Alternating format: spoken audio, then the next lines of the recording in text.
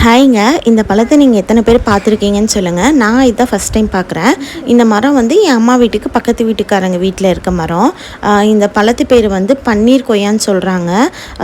பன்னீர் அப்படிங்கிறதுக்கு ஒரு ஸ்மெல் நமக்கு தெரியும். அதுக்கு ஒரு டேஸ்ட்டுன்னு இருந்தால் எப்படி இருக்குமோ அந்த டேஸ்ட் தான் இந்த பழத்தில் இருக்குது. இதில் பெருசாக ஒன்றும் ஃப்ளஷ்ஷோ உள்ள சீட்ஸ் வந்து ஒரே ஒரு கொட்டை பெரிய கொட்டையாக இருக்குது. ஃப்ளஷ் வந்து கொஞ்சம் திக்கான இதாக இருக்குது. சாப்பிட்றதுக்கு ரொம்ப இனிப்பாக நல்லா இருக்குது.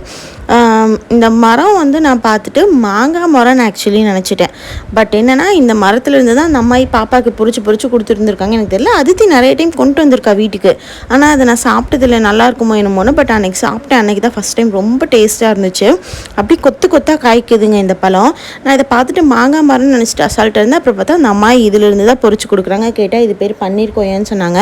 இந்த மரத்தை இதுக்கு முன்னாடி நீங்கள் பார்த்துருக்கீங்க இல்லை உங்கள் ஊரில் இருக்குன்னா அதை நீங்கள் என்னன்னு சொல்லுவீங்கன்னு கீழே கமெண்ட் செக்ஷனில் சொல்லுங்கள்.